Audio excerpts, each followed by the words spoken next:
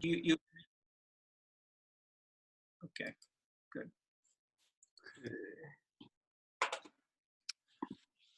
All right.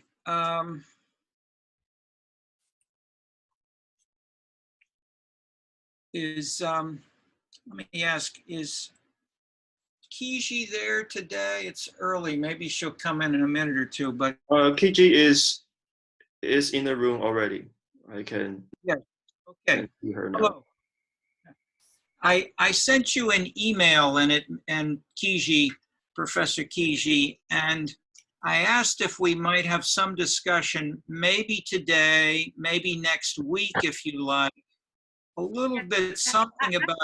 I have replayed your email, and maybe next Monday or next Wednesday, which day is okay? Okay, fine. Yeah, maybe Monday. Okay. Good. Okay. Now, so that is, I'll just tell the others. I asked if you could talk to us and lead some discussion about Chinese cultural policy, sort of national cultural policy, and possible lessons for the US and maybe vice versa. That is, what can China and the US learn from each other about national cultural policy, because they're so different. I mean, there's often a clear, strong national cultural policy in China, and there's either nothing or it's very hard to find in the U.S. And so I have been working with just as background, with the National Endowment for the NEA, the National Endowment for the Arts. What am I doing wrong here? And having some discussions about what can then this is probably it's a very small agency in Washington, but if we're in China or in France, it would be the Ministry of Culture. And so the question is, what can a weak agency in Washington do in ways that it can somehow energize or help stimulate more cultural activities in the U.S.? I mean, that's a big question, and and in a sense, maybe also talking through some of the, a little bit about the similarities and differences. And Kiji, you've now been here enough and read enough about the U.S. that you have a sense of that is just getting your personal reactions of how different it is and what might be, how we possibly could learn from one another in the two countries would be of interest. So we can all think about that and think of questions to ask Kiji next on Monday. And this can also connect to some of what we have on the reading lists for today, especially well, we have really two sections, both for today. The first one on national context and art policies, and the second one is conceptualizing this. So there are two overlapping themes, but if we, but before I dive into that, let me raise a second question I did a little bit last time. What or how should we do in the way of any changes in the course more generally, or in the way of specifically student participation? I now realize I have not looked closely myself to see if I didn't see anything come in emails. Has anything come into any of our three TAs, or that you see somewhere on a discussion board that we might talk about? Yeah, I don't know if anybody is, maybe if Jim or Alan or Brandon can maybe take a look at that and see if there's anything. And I'm posing it most of all of those of you who are connected in class now, if there's anything you either wrote or sent or read or that we might talk about. That is, compared to a smaller class, we're having very little discussion by students. And I've taught classes, with mainly student discussions, or I've taught classes with 0 student discussions. And I've been in classes as a student, I've been in both. And as I mentioned, I really, my main college for 3 years was, maybe 2 years, was really Bowdoin College, which was a small liberal arts college, small classes, 5 to 15 typically, something like that, with lots of participation. Then I spent 1 year in Paris, and then a summer and part of a year in Germany, Frankfurt and Berlin. And the difference was huge. That is, the Paris classes were 500, 1,000, 1,500. In Germany, it would depend, but they could be almost that big, in the sense that there was virtually 0 student participation. They were almost entirely lectures. And compared to even though the faculty at Bowdoin were very smart, typically they'd gone to the top Ivy League schools for their doctorates. Most of them were doing very little original research. And so they were focused on rereading the classics, adapting them to us, helping us work through them. But the contrast was say, listening to a T.W. Adorno or Claude Lévi-Strauss or Jean Piaget, as I had courses with these guys. These guys were not only brilliant, some of the greatest minds in the 20th century in their fields of psychology and anthropology, and sort of sociology of culture, however you want to classify Adorno. But they were simultaneously arguing, struggling with themselves as they were doing new things, and they were thinking about how can we as a field do this better. But to get to that, they would sort of say, well, here's how it's being done, and then they'd quickly give you a review of the best research in 20 other countries. At the same time, they would link this to bigger policies about what was going on. So I'm simply saying, with my own personal background, I've seen both, and I'm comfortable with both. But are you now, you class, you folks here, who are here today at least, or anybody who else wants to email in, are you comfortable with the low level of student participation that we're having, or would you like to do more? And we could do things such as ask 2 or 3 of you to present a little bit, say, of the materials, instead of having me or one of the TAs do more of the lead. That's one obvious, simple one. A second is to simply to encourage you to do more on the discussion board or things like that. Third is to have a group, and Brandon has led on some of this, and that we have a little bit of that developing, but we could do more. Are there any other new ways of participating now via Zoom, or with all this internet stuff that we could build on or usefully connect with in ways that would make us more, I'd be delighted to try anything out that someone has either seen or heard about that would be something appropriate to connect with this course. So those are open questions which we tried to raise with you a little bit last time, and I'm just re-raising them again and asking if anyone wants to follow up with any kind of comment, whether or not you've sent anything in advance. Anyone?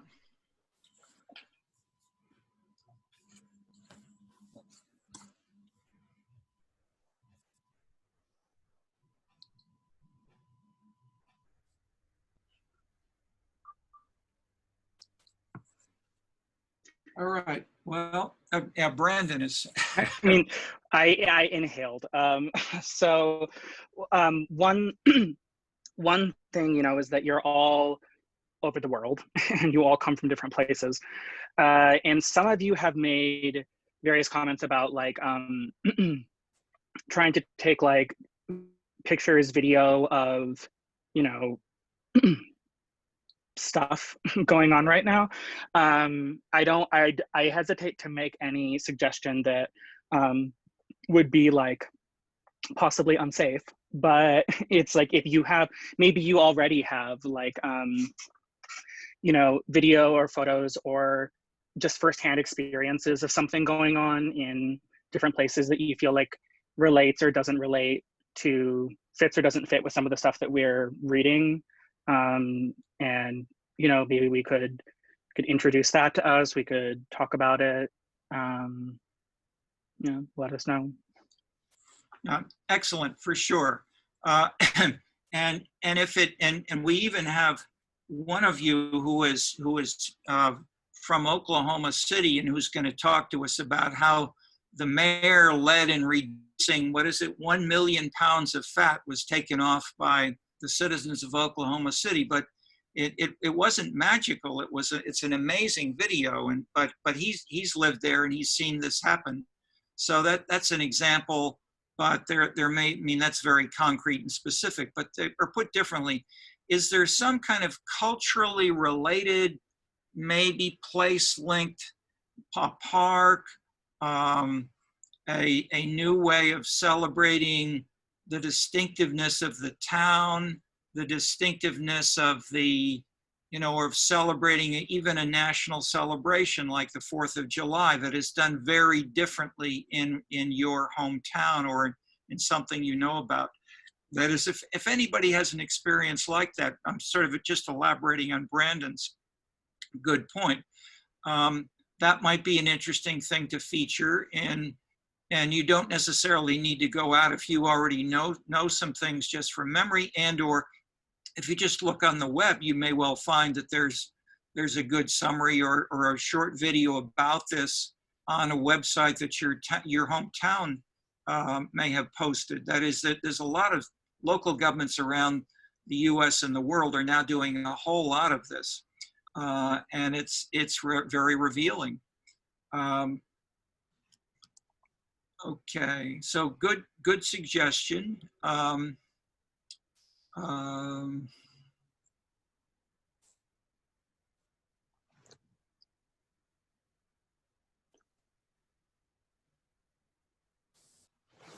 See any other?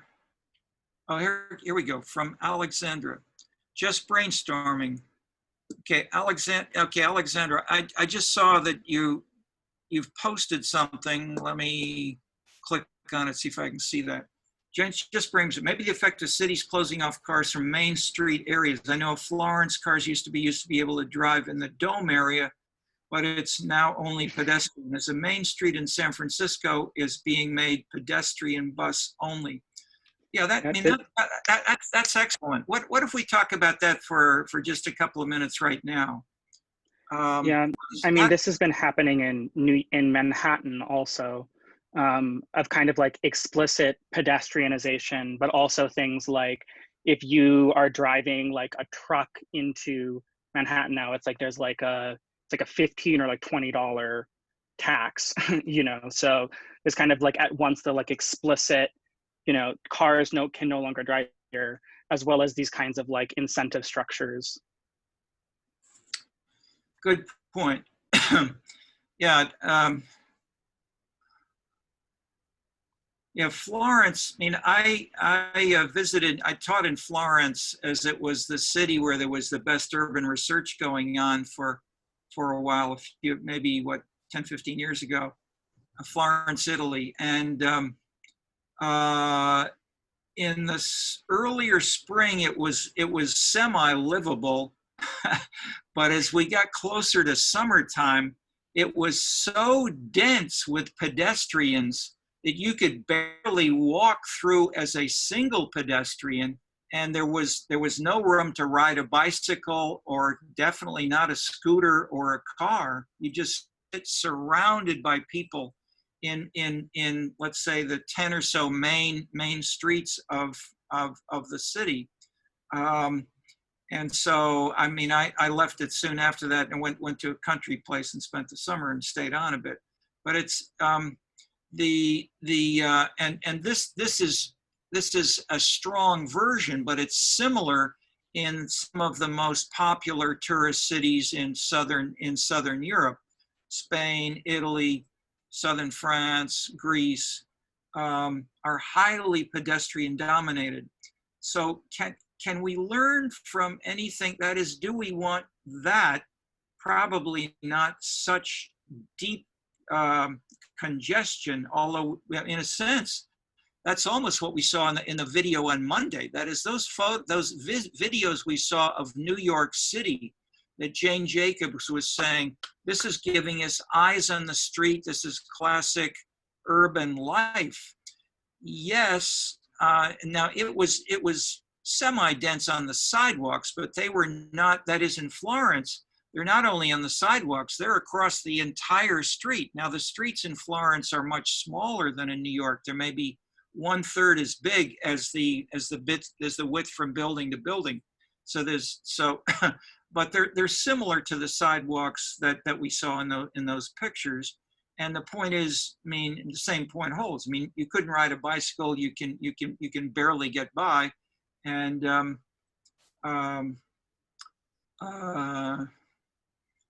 I was a grad student in New York, and end of my first year of graduate school, I had a job over on the Upper East Side, and I lived by Columbia, so I had to take a subway from 100 Street North on the west side. I'd go all the way down to Times Square. I'd change, walk through the biggest, most busy, one of the most busy intersections, then take a short subway over to Grand Central Station, and then back north. So so compare that to living in Brunswick, Maine, where I had been in college, town of maybe 1,500 people. It was quite a shift. So my point is, this is not just density. The subway culture of New York City is an important, interesting cultural entity, which has usually not been discussed in those terms, but in a sense, the simple version of many people, it's just, I don't want to go too far here, but from Brandon to everyone, principles of urbanism. I don't want to read. I was just thinking about like a new urbanism, which is like a movement in like urban planning and stuff. So there's one thing of taking like old cities and pedestrianizing them, and then and then also like building new cities with like walkability being a goal from the outset, which goes back to all the Jane Jacobs stuff. Sure. Now that's probably a more useful line to pursue than my, in a sense, exaggerated. Let me just make one point in concluding here, which may link with next week. That is, the simple 19th century, 20th century contrasting theories from Durkheim, Simmel, etc., which talk about urbanization, typically will talk about density growing and people being more diversified and maybe almost pushing each other in the streets, and that this can generate a different sort of lifestyle. It also implies, and I'd say others may want to correct me, but the Chinese national government has been concerned not to have too much of that. Unlike, let's say, the Latin American or some of the African countries where you have hundreds of thousands of people coming, especially to the big capital cities, many of them very poor, unemployed, looking for work, looking for friendship, and also stealing, that is, committing crimes. And so you have, very high crime rates in Latin America and many parts of Africa. And so the Chinese, in a sense, are trying to keep some of the rural people in rural areas, and or at least not to encourage too much dense but however, related to that, the empirical question is, how high is the crime rate? And this is a fascinating question, and we had a posting on it, I think, from Alan. I didn't forget this, Alan. I just saw this earlier today. How high is the crime rate in the US compared to Japan, which is often cited as having one of the lowest crime rates in the entire world? Yeah, And yeah, I think that was a few weeks ago when I sent you a book chapter. yeah. It's nationalism, I think it's Culture and National Security by a prominent political scientist.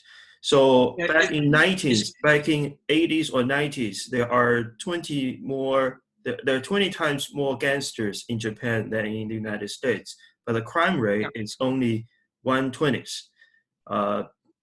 You know, that. Okay, and those are two very dramatic things to almost memorize. There are 20 times as many gangsters in Japan as in the US, but there is 1/20th the crime rate. I didn't know that until Alan found that. Now, obviously, there may be measurement issues of, have we included all the crimes? Have we included all the gangsters? Probably not, but at least this is looks like an interesting, serious thing. But then maybe elaborate briefly as to why and how this may be true and not just be an accounting fallacy. Yeah, Alan, it's in your quote if you find, or you want, we can come back to you. You want, maybe find your quote if you want. You could even put it up. Let me make another point and then come back to you. Maybe 1 minute or two, I can find it. Sure, that's fine. Because the text shows this very nicely. Okay, let me make another point, which is the normal view is that high density leads to impersonality, leads to crime. Nevertheless, the general feel that one has let me give one concrete example again from Tokyo. First time I went to Tokyo, I went to the railroad station. And in the railroad station, you see bicycles, suitcases, hundreds of them all over in a big central open area with no check numbers on them. These are not deposited in an official location. People simply would leave a suitcase in the railroad station and then get on another train for a day or a week and then come back a week later and pick up their suitcase without putting it in a locked, checked area, which you would do in any place in Western Europe or the US. That is the level of security, the amount of trust in the low amount of visible crime is amazing. People park their bikes all over Tokyo. They just leave them, anywhere with no locks and nobody steals them. Okay, so I'm documenting at a very visible, dramatic level the low crime rate in Japan. And so that's why your finding becomes particularly dramatic. Or just tell us when you're ready, Alan, if... Maybe 1 more minute. Another minute, okay, fine. Yeah. So I would make the more general point that density is not necessarily related to high crime. In Tokyo, Tokyo is maybe 4 times bigger than New York. It's a huge city. It's like Beijing, it's like Shanghai.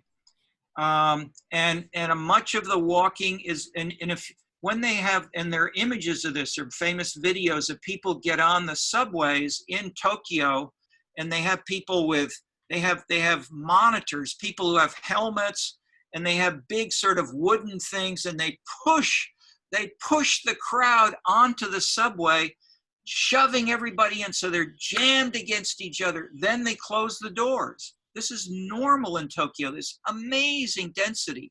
It's also potentially very, very dangerous. So how they manage to do this and not all catch this COVID virus is all the more amazing. But my point is, it is correlated with low crime. So the point is that the normal things we think about as being associated with urbanization don't necessarily have to go together, and Japan is a very interesting case here. So, okay, so here's your here's your text, which let's take a look at this text. Alan, you can lead us through the text. Just read sections. This book is about why Japan is exceptional in terms of its national security policy to the outside and its domestic police policy, or why Japan's police is so, how to say, less violent compared with probably American police, because the Japanese police are so embedded in society and they have some sort of collaboration with organized crime back in, before 1990s. So a famous organization called Yakuza had a lot of police connection, and they are in charge of or regulating the entertainment industry, properly defined in Japan. And the police prefer self-regulation by organized crime to laws. The police cannot easily enforce in entertainment districts. For example, the Korean Japanese community, where Yakuza would be highly involved, and the Japanese police would simply let them handle anything troublesome in that particular community. This is the figure, 20 times more gangsters, but only 1/20 of the crime compared to the United States. A lot of organized crimes. Criminal organizations cooperate with the police to keep foreign drugs out, and also preventing flood of foreign prostitutes. So this is the self-policing society back in 1990s. But after 1990s, there was a sort of political restructuring in terms of this hierarchy or problem of transparency. And later on, the criminal organizations were basically taken out, and there's less presence of Yakuza in Japan today than in 1990s or before that. Basically it's an interesting take on why Japan has a very unique national security system. This might be analogous to some of southern Italy, where you have potentially very high crime in the sense that there's very low trust, but the mafia moved into that vacuum and basically led in holding down, let's say, atomistic crime. And so the mafia can be very tough and violent and murder people who it doesn't get along with. But on the other hand, it probably does reduce the risk of violence to just one person in a street or in a subway. And so I guess the bigger point that these examples raise is, don't assume that just what you know in your city or your country is true everywhere, especially about things like density, crime, cosmopolitanism, or scenes. And we got to this in part from a discussion with a student in this class when we were talking about Chinatown in Chicago, and she, I don't know, if you're still there, we can come back to it, but we talked about the, does Chinatown have fewer people visiting and eating in Chinatown because it is dangerous? So I asked the, what do you feel the reputation comes from? Is it from Chinese gangsters or Chinese individuals who make it dangerous, or is it somebody else? And the answer, which I've often had, is no, it's the blacks who are making it dangerous. And so at least that's the reputation. And so and living in Bronzeville, I'm obviously sensitive about the reputations of African Americans and how we can deal with these kinds of things. But the point is, I mean, one bigger question which it also raises is, can we have these different kinds of scenes of cultural and artistic placemaking that we're discussing without attention to security? And I would answer no, that security is a central issue which we should also directly consider, and for some things it's more important than others, but for sure. And so let's maybe come back to what Brandon posted, the principles of urbanism. One of the most important sort of policy-connected policy theories is the so-called the new urbanism. And this grew out of Jane Jacobs. It grew out of the kinds of things which we saw, well, more narrowly, it was 2, 3, 4 graduate students in architecture at Yale in urban planning and architecture, and they came up with this agenda, and then it escalated, and lots of other people said, yes, we want to follow these principles of the new urbanism. And the idea was cars are bad, we want more pedestrians, and we want to transform urban planning and architecture and use of our physical facilities and more, so that we can make it easier, more comfortable, and safer for children and families to be able to walk alone without worrying about traffic or crime. And where and how can we do this? So one thing they said is we can start totally new cities and make a new little town with only, say, 500 or 5,000 residents, and we'll build it from scratch. We'll have, and so the Chinese are doing this, except they'll do it with 5 million people. 5 million is a small town in China. And then Qi is advising on things like this. So she's an advisor on these big kinds of things, which are efforts to think about how to make these things work. And I'm also making a little plea here for more analysis, because I've been to a number of meetings and conferences and websites discussions on the new urbanism, and they're great plans, but there is also minimal serious research about, do these things work, and where and why or why not.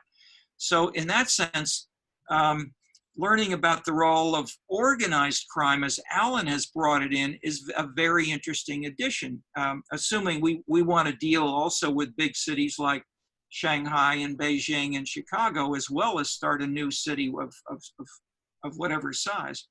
Okay, so in a sense, I'm leading into some of the other points, some of which we've had, but that the combinations of these variables, such as the 15 dimensions we have in the Scenescapes book, can be combined or not combined in very different and interesting ways.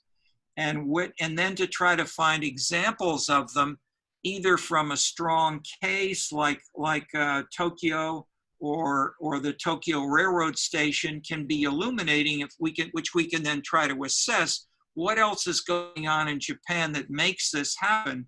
And I didn't realize until last 2 weeks ago, when Alan found this, that there maybe the gangsters are part of making this happen in Tokyo in ways that I had not appreciated before.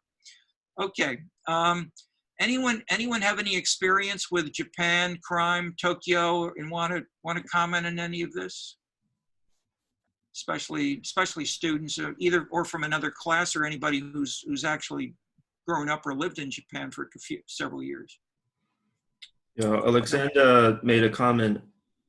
If mafia crime reported in southern Italy, sometimes it seems like the police is willingly blind to the mafia.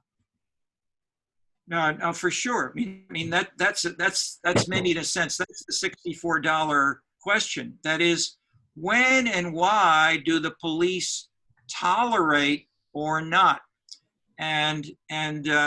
So I mean, that's a very good question you raised, and it's not specifically Italy. This is a general question everywhere, and it's part of the answer which Alan has given to us. That is, part of the reason that the crime rate is so low in Japan is that the police tolerate organized crime to hold down the petty crimes. And the police in Italy have not only in Italy have they done that. I'm very conscious of this in Bronzeville, and this is a hot issue across the U.S. in the last 10 or 15 years. That is, in much of the 20th century, late 19th and 20th century, the main police in big cities, at least, that's a pretty big generalization, have largely not patrolled heavily African-American areas.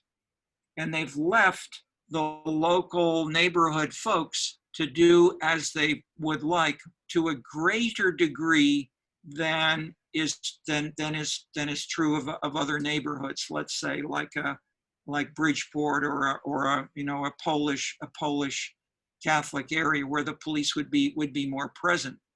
Okay, why and how was this done in the past? How did this pattern originate? This PhD at Harvard on this that I saw recently. But so, I mean, it's being studied, but this is also interesting because in the last 10 years or so, this is changing, and the police are now actively going into, this is following the broken windows theory of James Wilson, and then the Boston, New York, LA police chief who said, you know, the way to keep down crime in all of New York City is to stop it everywhere. And we're going into any neighborhood, any subway station, any area that looks dangerous. We're going there, and we're stopping crime everywhere. Okay, that's a dramatic change by the police in the sense that they're much more invasive in patrolling as well as in the general concept of surveillance. So surveillance can be eyes on the street, as Jane Jacobs talked about it, or it can be, you know, a cord, you know, a belt around your ankle, which is sending sensor messages to the police department so they know which street on or which apartment number you were in nonstop, day and night. Okay, so and as that's an extreme version, but it is present in the U.S. now. This has happened simultaneously with roughly a drop by half in the crime rates in the U.S. in the last 20, 30 years. You don't get told this very often in the normal nighttime TV news, but if you read the New York Times editorials by some police chiefs, such as the guy who's been in Boston, New York, and LA, writes and co-authors with others a lot of stuff right on this, and he's taking credit for doing it as a policeman. Others will say, well, you haven't controlled other factors, et cetera, et cetera. But the point is, these are not just New York. This is also Tokyo. This is also the mafia in southern Italy. And just to give one example from Chicago and how close I feel to it. I feel here to it. I mean, the famous. I mean, I look out my window. It's at Cermak Avenue.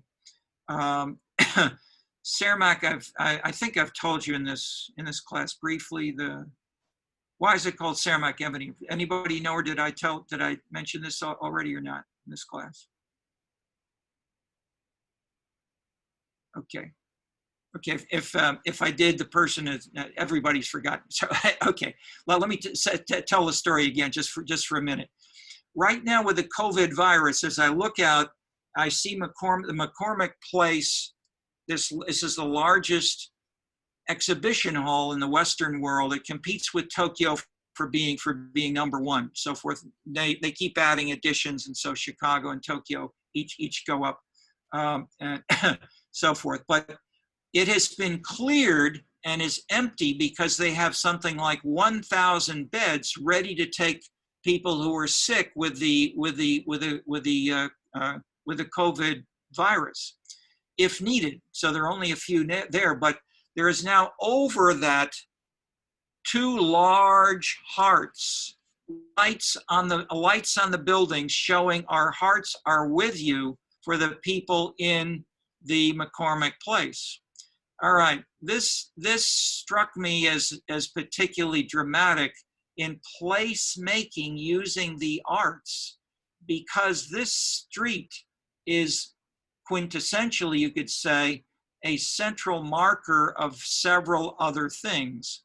At the corner of Michigan Avenue and now what's called Cermak Avenue, which goes directly into McCormick Place, on that corner was built at the time of the World's Fair Exposition in the 1890s, a hotel called the Lexington Hotel. And then one guy moved into it in the 1930s, whose name was Al Capone. And this became known as his headquarters in Chicago. It was a big hotel. It had other things going on. But my point is, he moved in, and this was seen as his street and his area. It also had warehouses where they sold large volumes of liquor, which was the financial base, along with the clubs, the entertainment, the prostitution, the gambling, all of this you know from the Hollywood movies. But the point is, it was right here until the 1933 election of Franklin Roosevelt, and he brought not only the American welfare state, he abolished prohibition, which had been instituted by Woodrow Wilson as president, who was the moralist president of Bryn Mawr, and he had a conception of do good things, and this was one of the biggest issues in the 19th century, that liquor should be abolished, because the sale of liquor should be abolished. So they did it, and it happened from the early 20s to 1933. But the point was then, what did this say? And so to link back to the question about, are the police blind? The mayor of Chicago in those years was called Big Bill Thompson. And Thompson, Republican, was blind to the sale of liquor in my neighborhood of Bronzeville. He was not blind in other areas where they did not permit liquor to be sold at all. That led the people who lived in Lincoln Park or the Loop or other areas further north, or would come to Bronzeville to go to the clubs, as well as to maybe fill up their trunk with 6 cases of alcohol, drinkable alcohol. And so that business drove the American mafia in the person of Al Capone, so that when Prohibition ended with the election of Roosevelt in 1933, the man who'd helped elect Roosevelt in Chicago was named Anton Cermak. He was the head of the Democratic Party. He had built the machine, the famous machine that Chicago was famous for. Was in 1900, there was no machine. It was little neighborhood gangs. Cermak put them together, created the machine, elected Roosevelt, elected himself as mayor, and went to Miami to celebrate. And what happened in Miami? Cermak was shot. And no one knows, no one ever discovered who shot him and killed him. But the Chicago City Council soon thereafter considered that it was the Capone and company, the gangsters, who had killed him. And they renamed the street in front of Al Capone's headquarters, Cermak Road. Okay, so these are the death and the celebration of a street, and the artistic and the historic residues combine in these multiple markers in this particular location. So I'm pointing out, or I'm using this example to say these kinds of things go on around the entire world in different ways, and so maybe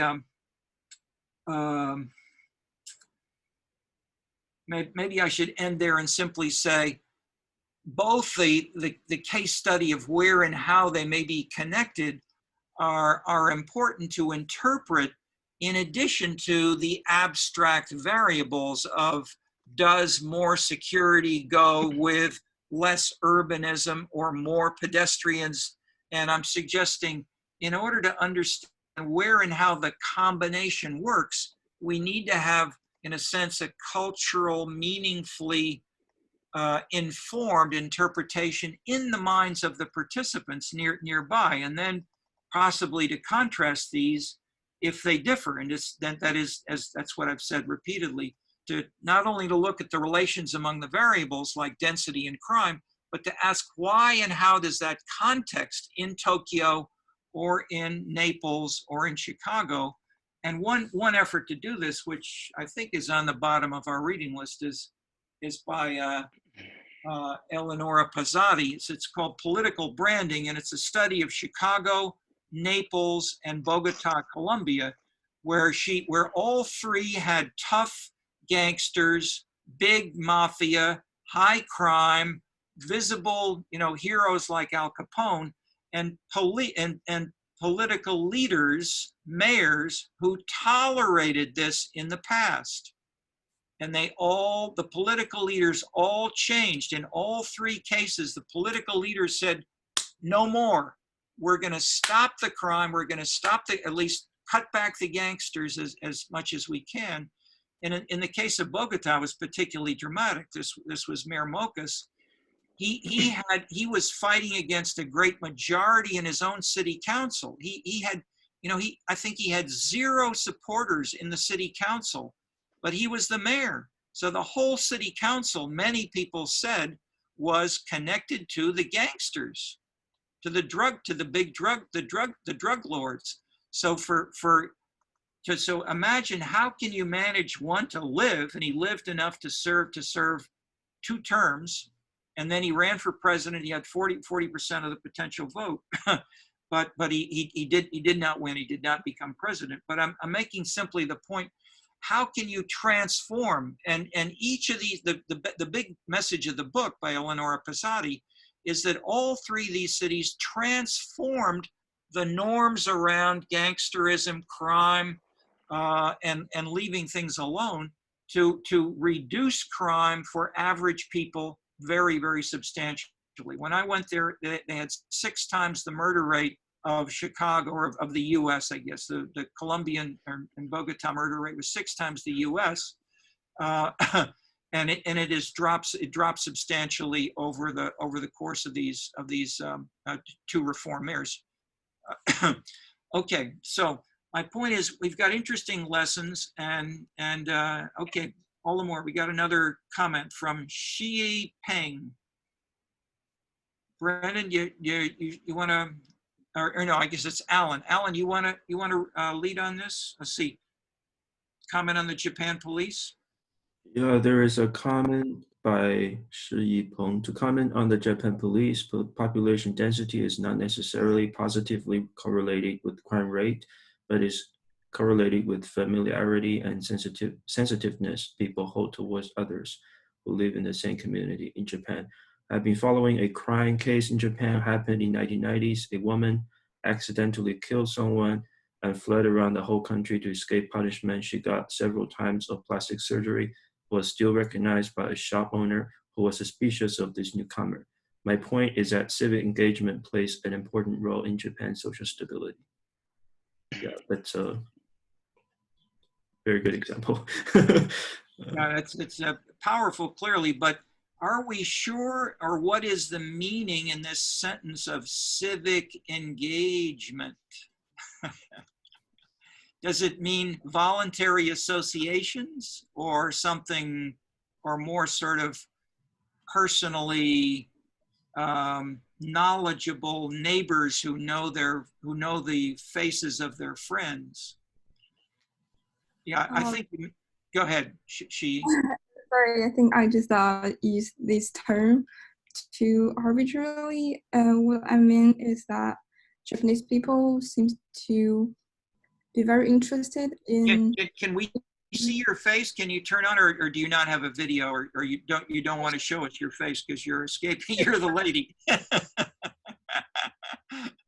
Yeah. So, is the solution to escape to Chicago?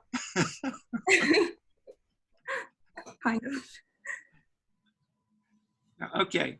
No, but go ahead. I mean, the bigger question I'm raising is, what is civic engagement, and is that a key point for you here, or are you just using it to refer to more recognition of a face?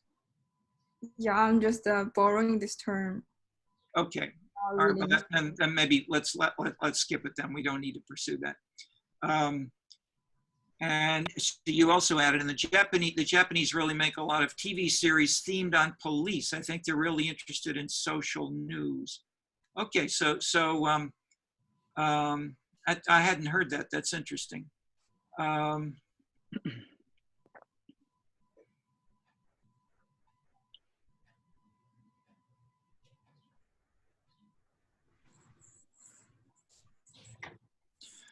All right.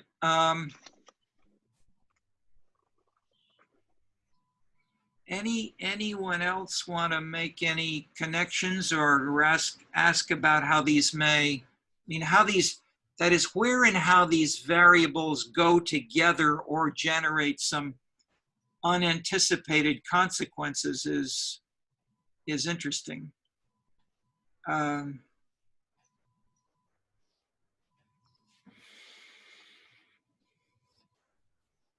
Just one thing I wanted to bring up is that I think it's also careful not to think about things like the police as like a monolithic thing, like the police does this, the police does that.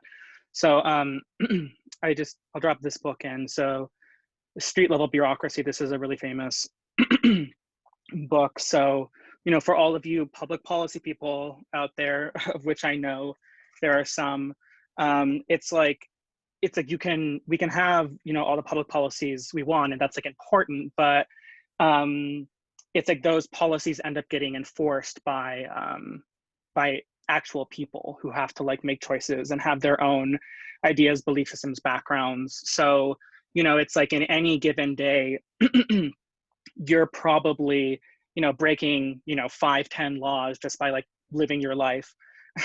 But it's like who gets stopped by the police and not is like, it's like, for example, you think about like quotas or something, and when quotas get introduced in policing, it's like it's like, the quota will not be, well, we can argue, but it's kind of not explicitly framed in a racial way, but the way it gets implemented by people is like racialized. So I think it's also important to think about that. Okay, and yes, this is a very hot issue in the U.S. These days, or that is, this is background, and maybe this is clear to many of you. For maybe, but let me make it explicit for some. It may not be so clear. That is, with the decline of the sort of traditional pattern of non-policing, we have more police coming into African American areas.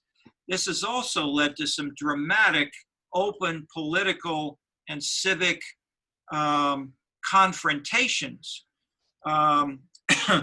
So, and distinctly so in Chicago, but also in across the U.S. This has been, especially the bigger cities. Black Lives Matter really grew out of this, and Black Lives Matter has been a major group identifying, codifying, organizing nationally in ways that individual incidents are shared. And then this has led to lawsuits, reform, murders, court trials, that is, murders of police, murders of Black activists, murders of simple runners, people. And so that these have been some of the biggest scandals, that the police have killed people that do not seem to have done anything wrong, but possibly simply because they were an African American or someone with a dark face. And so these have obviously generated huge public debates, which we now have continuing. And then when we have Trump saying, Mexicans are rapists, and that's what made him immediately a shocking anti-establishment kind of figure. I mean, to say that kind of thing publicly was absolutely taboo for probably always in American history. So to have Trump start breaking rules like that himself generated challenging and questions, and we're in the midst of that right now. So many of these things which one may have taken for granted are no longer being taken for granted, and it's both and it's a normative, it's an ideological, it's a political, but it's also a social science question of where and how do these things connect, and how especially if we do this comparatively, can we find some lessons that are useful for neighborhoods, for various purposes, and even if we clearly have very different policy programs on the part of different mayors, different police, and so forth. Okay, let me just say a few words about the two readings in this week 6, section 2, Art Place America and NEA program statements. Maybe I'll put off some of that until next Monday and pursue it let me say a little bit now, so Kiji has this as background, and she can respond from maybe with the Chinese. But let me just say a few words now here.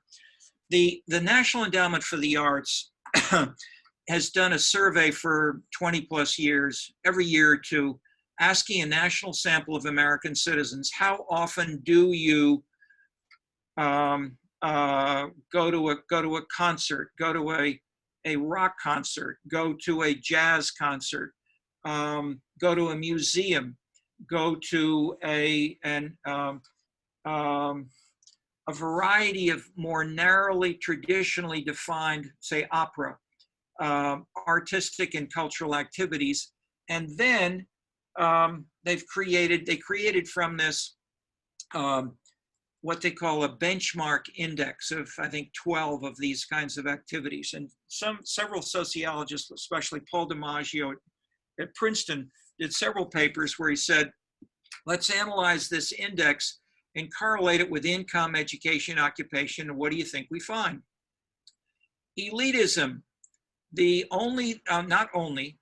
is, there's a strong relationship between the elite, people who are higher on education, occupation, or income, and people who score higher on this index. And this, of course, also fits with Pierre Bourdieu, his main message, or you could try to link it loosely to Marx. Okay, this then led to point 1. Point 2, the annual studies show there's a decline in participation in these cultural activities.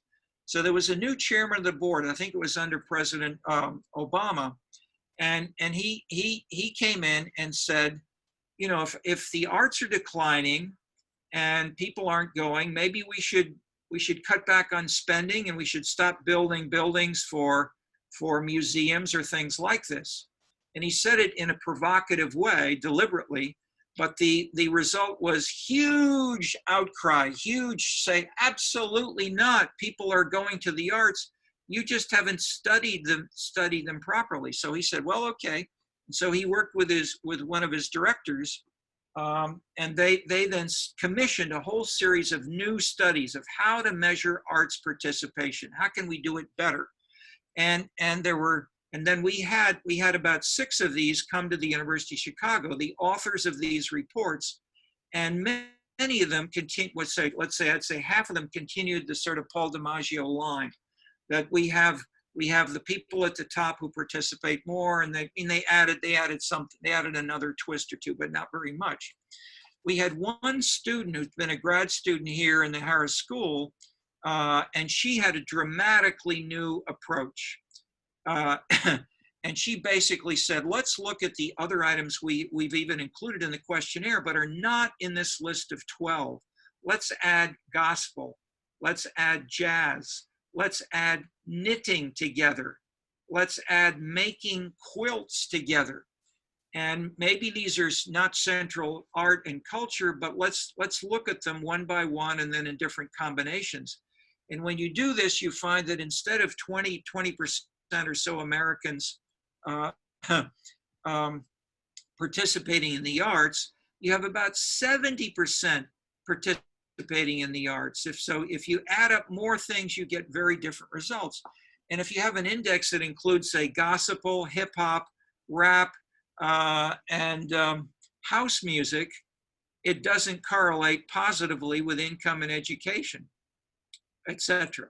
So you can get very different interrelationships, but again, remember what I've said repeatedly, even if you introduce race, class, gender, national origin, and age, how much variance do we explain in jazz, concerts, any of these things? Roughly how much? 10 to 15%. So 85% of the variations are not explained by race, class, gender, and national origin. So in that sense, what I'm also pointing out, to link this to what Brandon, just the point he made, the police are missing 85% of the criminals if they target based on race, class, gender, national origin, and age. So it may be, so, okay, so people are complicated and not so easily coded as the media and some people have said. Okay, so to continue the story just very briefly and to feed into for Kiji and us to discuss next time, what with these new studies, what they also did at the NEA was to go around and meet with the top federal agencies, most of them, Department of Defense, Department of Urban, you know, of urban HUD, Housing and Urban Development, education, et cetera, and ask each of them, do you think the arts could play a role in helping you deal with people in hospitals? Would it be good to have more art in the hospital buildings, in the hallways? Would that make the patients and others possibly feel better? And almost all of the agencies said, yes, we agree. We think adding the arts would be great for the police department, for the hospitals, for schools. But they often would still say, are we sure, can we justify this to the Congress, to the press, to the citizens of the United States? We need to somehow be able to evaluate it and show some evidence that this is worth spending the money if we will use our money from the Department of Education or our money from the Department of Housing and Urban Development instead of using money from you, because the NEA has no budget, really. It's a tiny budget.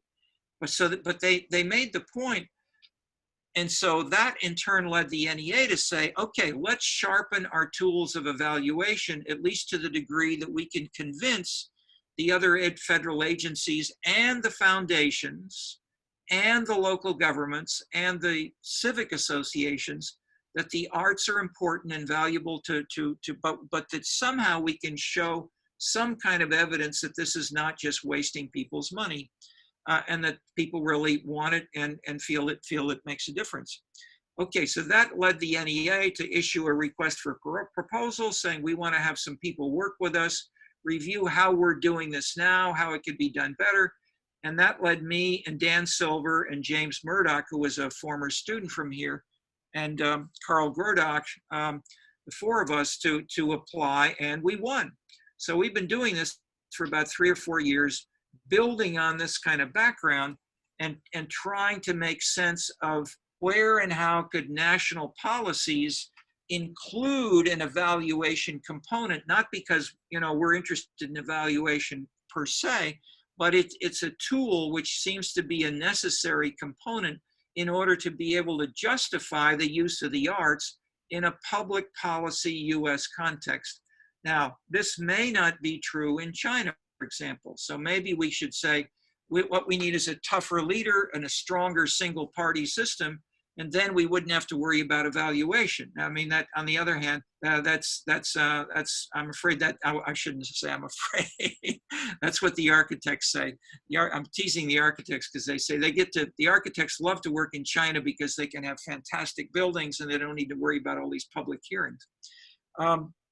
But to put that in a relative sense, you know, where and how more participation, more citizen involvement in different ways makes a difference is a positive kind of analytical question we can pose, and how it relates to a sense of legitimacy and participation. Okay, so that in a sense that's one or two stories that I will leave and let Kiji and we can talk about this uh, maybe next Monday. The second general reading is Megan Kalman and me, book called the Third Sector. It doesn't say so here, but this there's an earlier version of this that came out in Mandarin, because we were commissioned by the Ministry of Civil Affairs in China to review the what they do in China and to compare what is being done in other countries. Yeah, okay, there we go.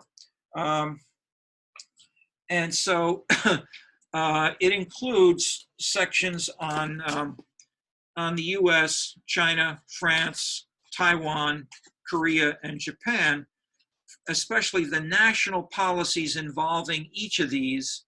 And I won't, and so what we suggest is that you scan through it, get a sense of what's here, and you can come back when you find appropriate.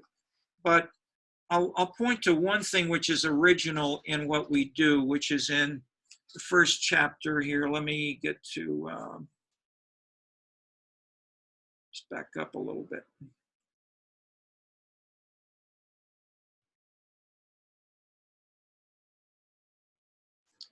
Maybe page 12, if that's handy for you, Alan. Which chapter? The introduction or just chapter 1? Introduction, page 12.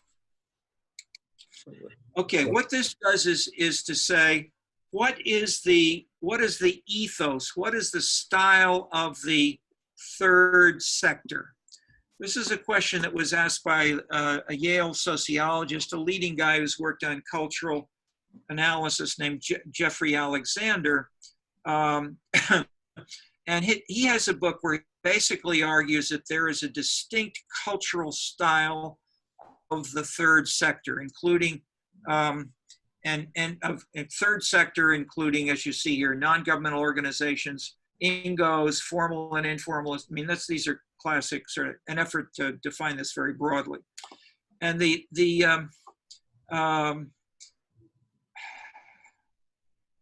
he basically suggests there is a style which is close to government, where people think about the public good in a sort of New England moralistic way, which is I'm referencing now Daniel Elazar. So I'm only introducing this briefly to say we disagree with the idea that there is any single ethos. Instead, what we basically argue is that there are 1, 2, 3, 4, 5 competing and conflicting conceptions of what the third sector should be and is. And you have people within China, within France, within the US, in different numbers and different combinations, arguing. And so number one is called clientelism. And this is old Chicago politics. This is old politics in Naples or other places, that, I give you some money and you give me a vote back, like that. I give your son a job and you bring your mother and your other friends and cousins and they vote for me. I mean, that's old-fashioned clientelism. And so in that sense, it can be money, it can be a painting, or it can be working in a foundation. Think of a foundation, think of a nonprofit, think of a museum, which can be based on clientelism. Okay. Second, it can be paternalism. That is, it can be, I want people to follow my view of the world, and so one example is, say, the neighborhood of Pullman in Chicago, or some of you may also have visited Hershey, Pennsylvania, which was basically the headquarters town or family town of the Hershey Chocolate Company. And basically, Hershey is the only industry in the town. And it has, both of these areas also had a very strong paternalistic family and leader, which said, we want people to come to our schools, to come to our churches, to think right, to do the right things. And so that conception of paternalism can inform a foundation or a nonprofit as well. But each of these but all of these can be present. Third is bureaucracy. Max Weber's idea that you have the rules and you follow the rules, and if you don't follow those, then you'll have problems. Okay. Fourth is activism. Okay, this is important, that activism, this now comes from people who may have been active in the street, people who are actively really committed to what an organization, whether it is for abortion or against abortion, whether it's in favor of teaching children how to take care of themselves, teaching them how to paint pictures, teaching them how to fight martial arts. People who are active in doing these things tend to be much more actively engaged in. Yeah. Okay. So here's a quote here from. I had that. It was clear from the moment that I needed to be doing something with my life, which was bringing more justice to the world. I didn't know what that meant at the time, but as I explored this in that organization, I came to be hooked up with my social justice organization pretty shortly. Okay, this is a conception of strong activism, and they don't care about bureaucracy. They don't. This quote does not care about clientelism and so forth.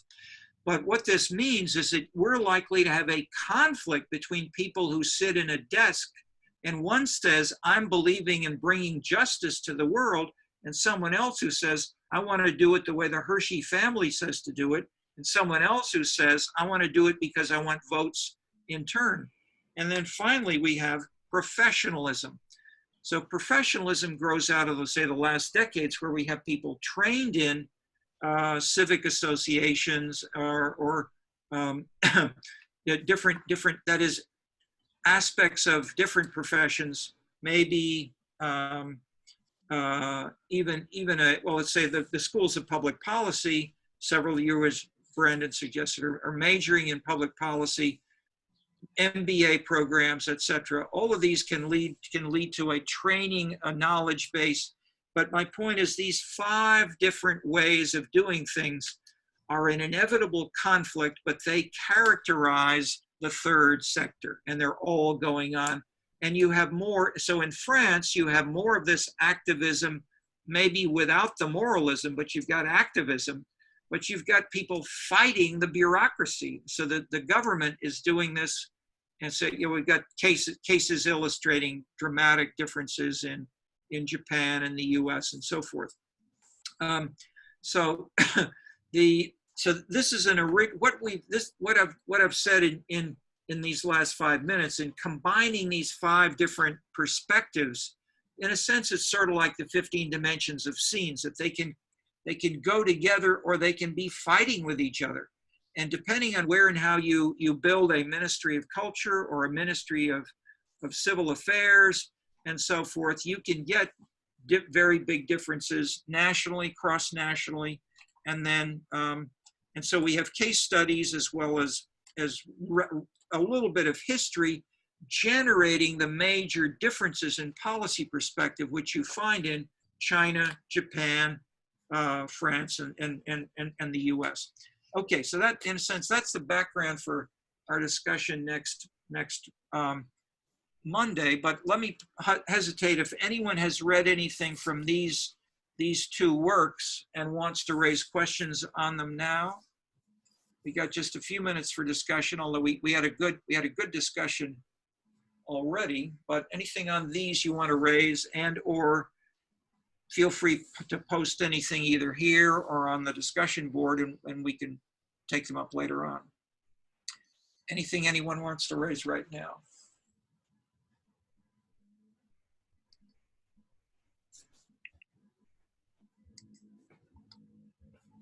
Okay, let's take a minute or two and start on the next. I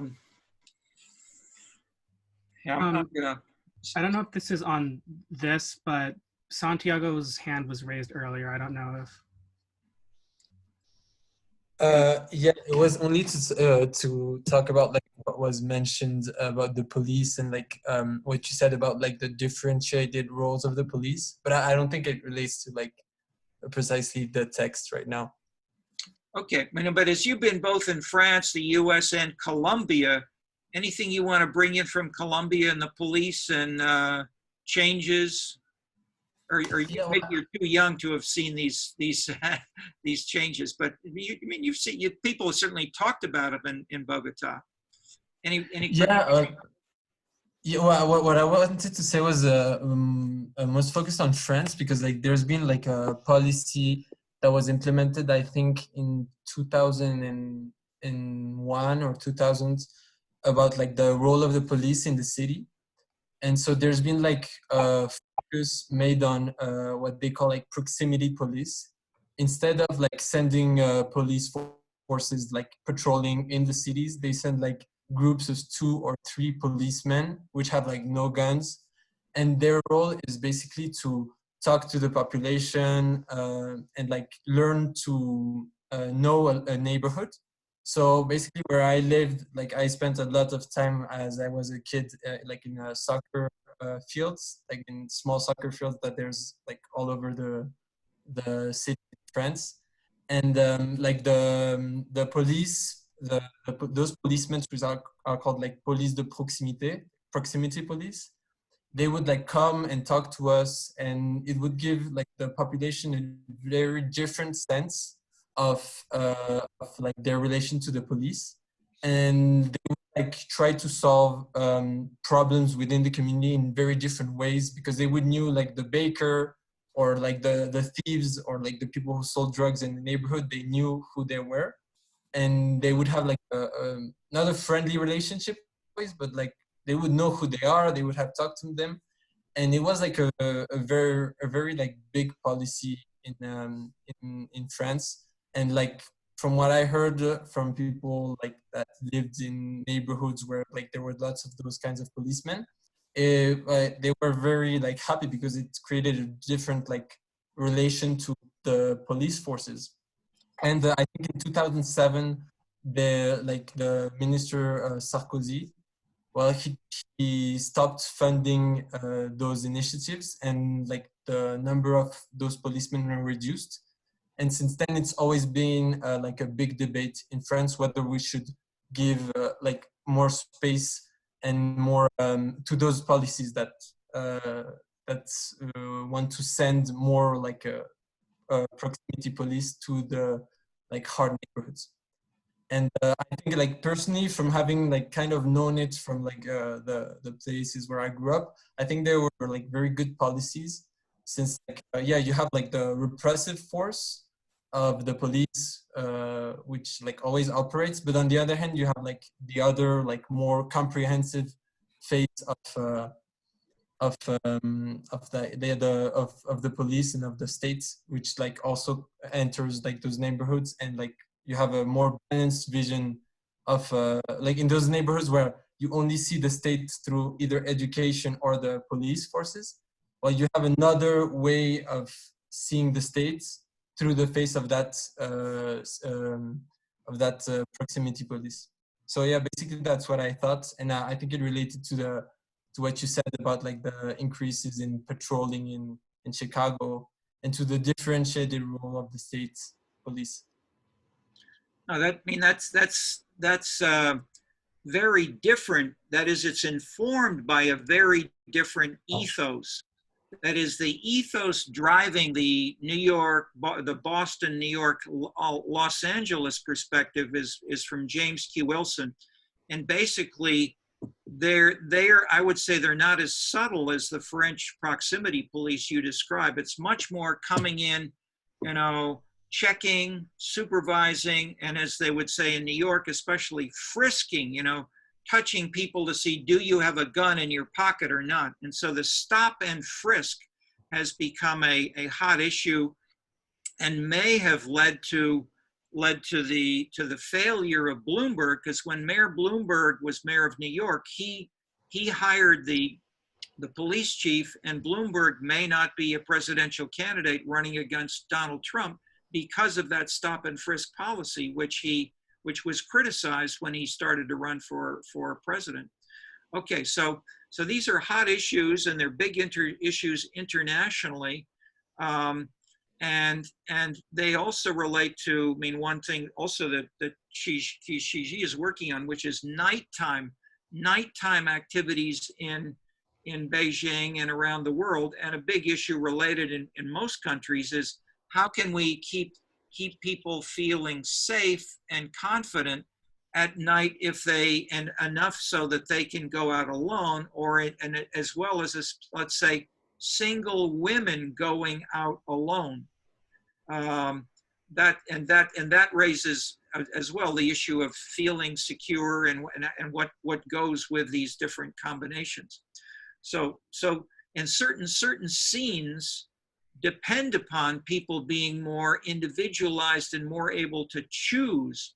Whereas if you can only go out as the Spanish, I mean, the Spanish developed the institution of called the dueña, that is of having a woman, sort of a servant in the household, who would always go out with the young Spanish teenager or girl in her 20s or 20, 25, whatever. That is, as long as she was in the family, she would be supervised every minute. And so there's a lot of literature making fun of this in operas. You know, how can we get that dueña away from you, and so forth and so forth. But my point is the dueña, or that is, there are multiple ways to try to build a sense of security, and it's an integral element of different types of scenes. And so looking at how these combine, including more information, or having no guns, or just hanging around and talking with people enough that you can build that sense of trust. I just add one more quick point, that the French generally have not done this. I mean, the normal view of the French bureaucracy is it's very hierarchical, very cold, impersonal, and not something which is receptive or coming out and going to your turf, in a sense, going to your soccer field and talking to you on your grounds. Normally, I mean, in the sense, you know, so in that sense, it's a dramatic change in France, a more difficult change to effect in a country like France than it is in a more participatory, open situation. But the U.S. at least is so decentralized that I mean, it's certainly with some police departments, it could be seen as an easy, natural thing to do. In others, not. Okay. So these are good points, all good. Okay, let me also comment in passing from what I said at the beginning. We have had today much more student participation, and it's great. So if we have a few of you speak as you have today, that changes the tone, and others are welcome to try to think of ways that you might want to do so in the future. Okay, thank you all. We'll quit for today, and we'll go on with Shiji and more on Monday. Thank you. Bye. Bye-bye. Bye-bye.